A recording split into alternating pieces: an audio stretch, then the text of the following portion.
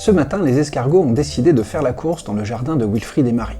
Tout au long de la partie, ils vont avancer sur le chemin, grimper sur le mur, petit à petit faire le tour et au fur et à mesure se rapprocher du podium. Durant cette course, vous n'aurez pas un escargot à vous, mais des champions que vous allez essayer de favoriser. En début de partie, chaque joueur reçoit une carte qu'il va regarder secrètement. Vous y découvrez les couleurs des escargots qui sont vos champions, ceux que vous allez essayer de faire gagner. On la place devant soi, on peut la regarder à tout moment. Quand c'est mon tour, je vais lancer les 2 dés qui sont là, et si j'obtiens 2 couleurs différentes, j'ai alors un choix. Je peux soit déplacer l'escargot violet grâce à ce dé, pour l'emmener jusqu'à la prochaine case jaune grâce à l'autre dé. J'aurais pu choisir de faire l'inverse, c'est-à-dire de prendre l'escargot jaune pour l'emmener jusqu'à la prochaine case violette. En fait, en fonction de votre carte, vous ferez un choix qui peut vous arranger.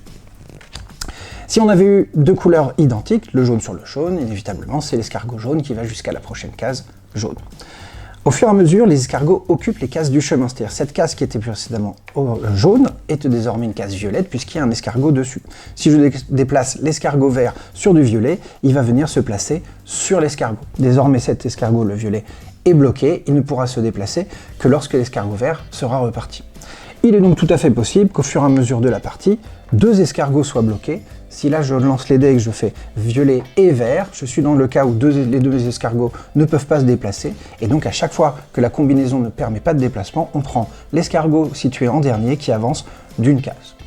Au fur et à mesure de la partie, nos escargots vont donc avancer sur la piste et coloniser le terrain, grimper au fur et à mesure sur le mur. Vous l'aurez compris, nous jouons avec la boîte du jeu depuis le début, qui a l'avantage de représenter le mur, de créer un joli décor, et pour permettre à chaque joueur situé autour de la table de bien voir tous les motifs qui sont présents sur le plateau, nous l'avons illustré à l'intérieur. Et donc, quand je déplacerai cet escargot pour l'envoyer jusqu'à la prochaine case bleue, si vous êtes le joueur qui est situé sur le côté, vous voyez tout à fait mon déplacement. Si c'est à vous de déplacer un escargot, vous voyez comme au travers de la boîte pour savoir où envoyer vos escargots. Au fur et à mesure, nos escargots avancent, finiront par arriver jusqu'au podium. Le premier à arriver tout au bout prendra la première place, le deuxième se mettra sur la deuxième et le troisième ici. La partie s'arrête et tous les joueurs vont retourner leurs cartes et rendre visible tous leurs paris. À ce moment-là, vous allez pouvoir savoir qui a remporté la partie, puisque tous ceux qui ont du rose, nous sommes 2, viennent de remporter 3 points, il y a 3 étoiles sur le podium. Tous ceux qui ont du bleu, c'est pas pour moi mais pour ces 2 autres joueurs, marqueront 2 points, et tous ceux qui ont aussi du violet vont pouvoir marquer 1 point. J'ai marqué 4 points en tout. Bonne course!